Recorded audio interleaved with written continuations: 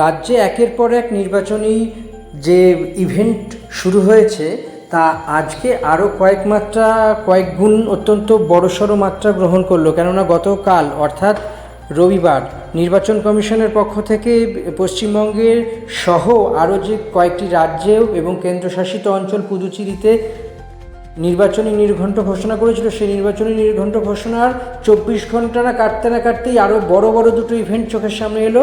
সেটা হলো যে প্রথম ফেজ বা প্রথম তালিকা, নির্বাচনী প্রথম তালিকা পেশ করে দিল বামপন্থীরা অর্থাৎ বামেরা আর সঙ্গে সঙ্গে বিজেপি। তো বিজেপির এই তালিকার সব থেকে বড় চমক হলো আপাতত বিজেপির পক্ষ থেকে 144টি আসনে প্রার্থী ঘোষণা করা হয়েছে। এই 144টি আসনের প্রার্থীর মধ্যে অত্যন্ত গুরুত্বপূর্ণ বিষয় যেটি হলো ভবানীপুরে অত্যন্ত বড় সড়ো ফাইট হতে চলেছে রাজ্যের বিরোধী দলনেতা শুভেন্দু অধিকারী এবং বিদায়ী মুখ্যমন্ত্রী মমতা বন্দ্যোপাধ্যায়ের বিরুদ্ধে।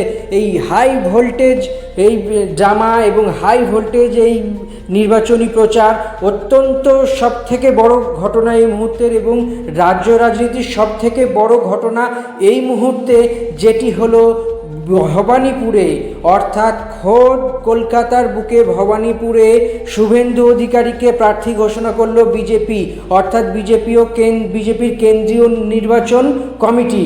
অর্থাৎ এর থেকে পরিষ্কার হয়ে গেল যে মমতা বন্দ্যোপাধ্যায় এবার মিছিলে একটি সভাতে জানিয়েছিলেন যে তিনি প্রার্থী হবেন, ভবানীপুরেই প্রার্থী হবেন।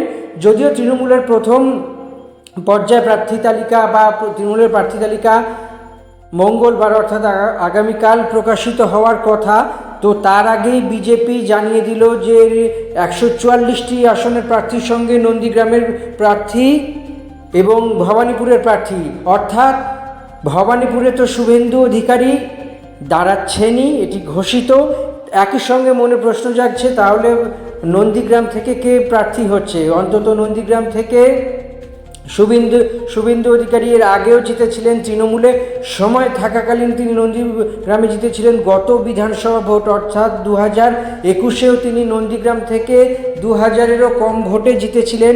ফলত এবার যদিও সেই মামলা এখনও কোর্টে বিচারাধীন বিষয় আছে, কিন্তু সব মিলিয়ে বলা যেতে পারে অত্যন্ত বড় সড়ো খবর এই মুহূর্তে নন্দীগ্রামে কে দাঁড়াচ্ছে। নন্দীগ্রামে আর কেউ না, বিজেপি যে ঘোষণা করেছে প্রার্থী তালিকা, এই প্রার্থী তালিকা ঘোষণার মধ্যে অন্যতম বড়সড় চমক হলো নন্দীগ্রাম থেকে দাঁড়াচ্ছেন শুভেন্দু অধিকারী অর্থাৎ ভবানীপুর। এই ভবানীপুর কেন্দ্রের শুভেন্দু অধিকারী যেমন মমতার বিরুদ্ধে প্রতিনিধিত্ব করবেন, তেমন নন্দীগ্রামে মমতা বন্দ্যোপাধ্যায় এবার দাঁড়াচ্ছেন না, নন্দীগ্রামের শুভেন্দু অধিকারীর বিরুদ্ধে তৃণমূল কাকে প্রার্থী করে সেইটি হলো সবথেকে বড় বিষয়। আপাতত এখনকার চোখ রাখার মতো বিষয় নন্দীগ্রামে কাকে প্রার্থী করে, সেই বিষয়টি হলো সবথেকে বড়সড় ঘটনা আপাতত। বলা যেতে পারে বিজেপির প্রার্থী তালিকায় এবার চমকের পর চমক আছে, এবং সব মিলিয়েই আরও বড় ব্যাপার আগামী দিনের লম্বা ফাইট হতে চলেছে। বিজেপির এই প্রার্থী তালিকা অত্যন্ত গুরুত্বপূর্ণ হতে চলেছে, কেননা রাজ্য রাজনীতির এই মুহূর্তে অফিসিয়াল বিরোধী দল হলো বিজেপি এবং বিরোধী দলনেতা শুভেন্দু অধিকারী। সবথেকে বড় কথা যে গত বছর নন্দীগ্রামে মমতা শুভেন্দু দ্বৈরথ দেখেছিলেন রাজ্যবাসী, এবার সেই দ্বৈরথ ফের হতে চলেছে ভবানীপুরে।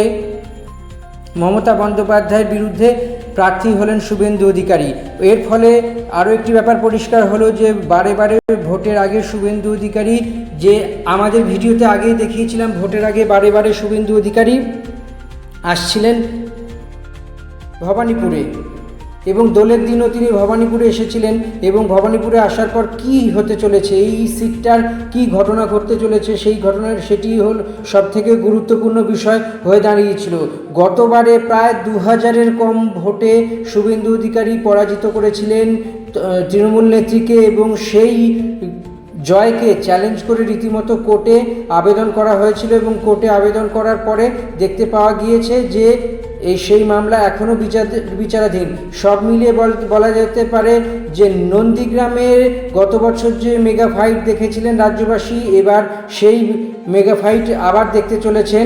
এবং সব মিলিয়ে বলা যেতে পারে যে রাজ্যের বিরোধী দলনেতা শুভেন্দু অধিকারী বারে বারে ইঙ্গিতপূর্ণ মন্তব্য দিয়েছিলেন এবং সেই তার যে জল্পনা, সেই জল্পনাতেই আপাতত শিলমোহর দেওয়া হয়েছে।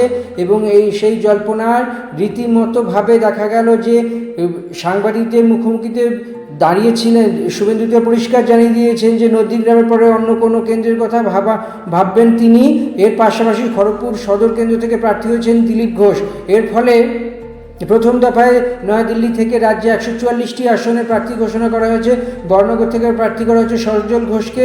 ভাটপাড়া থেকে প্রার্থী হয়েছে অর্জুন সিংয়ের ছেলে পবন সিং।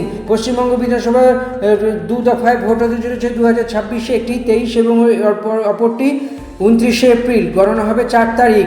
প্রথম দফায় 152টি আসন এবং দ্বিতীয় দফায় 142টি আসনের ভোট হবে। টান উত্তেজনার সবার চোখ এখন শুধুই ভবানীপুরে।